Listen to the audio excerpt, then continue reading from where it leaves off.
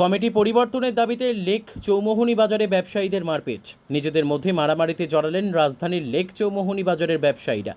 এক গোষ্ঠীর ওপর হামলে পড়ে অপর গোষ্ঠী, আহত হন বেশ কয়েকজন। এই ঘটনার পর বাজারের সাধারণ ব্যবসায়ীদের মধ্যে আতঙ্ক বিরাজ করছে।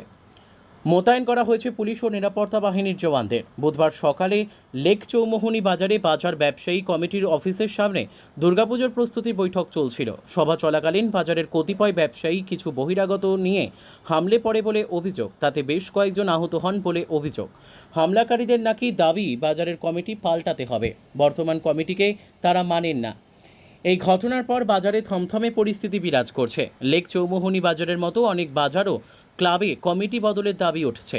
শাসক দলীয় নেতৃত্ব বিষয়টি কিভাবে নেন সেটাই দেখার।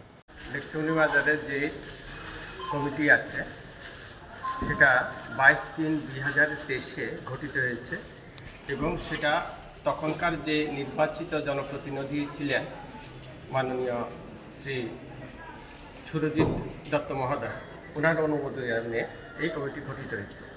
তো যথারীতি এটা 5 বছরের কমিটি ছিল। তো এই কমিটি খুব সুন্দর এবং সুষ্ঠুভাবে বাজারের সমস্ত কাজ করতেছে, উন্নয়নমূলক কাজকর্ম করতেছে এবং পরিচালনা করতেছে। কোথাও কোনো ব্যাঘাত নেই, কোথাও কোনো অসুবিধা নেই। দোকানদাররা বা স্থানীয় ব্যবসায়ী বা কাস্টমার কারো কোনো অসুবিধা নেই, সব কিছু সুন্দরভাবে চলছে। কিছুদিন আগে মেয়র এখানে ভিজিট করে গেল, গিয়ে সমস্ত কিছু দেখে টেকে গেল, দেখার পরে বললো যে ঠিক আছে, উনি চলে গেল। আজকে পূজা কমিটির মিটিং ছিল, সেখানে পূজা কমিটির যে লোকজন ছিল সেখানে পূজা কমিটির লোকজন উপস্থিত ছিল।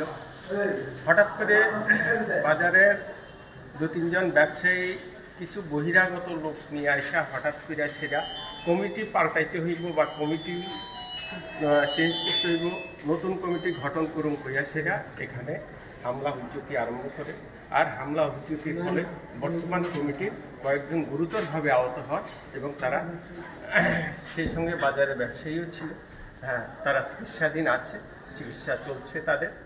তো এই অবস্থা যদি চলতে থাকে তাহলে বাজারের শান্তি শৃঙ্খলা এবং নিরাপত্তা বিঘ্নিত হবে। আমরা চাই না এই ধরনের পরিস্থিতি চলো, এই ধরনের পরিস্থিতি হোক। বর্তমান যে কমিটি আছে সুন্দরভাবে গুছিয়ে বাজার পরিচালনা করছে, ওনারাই থাকুক, এটাই আমরা চাইছি।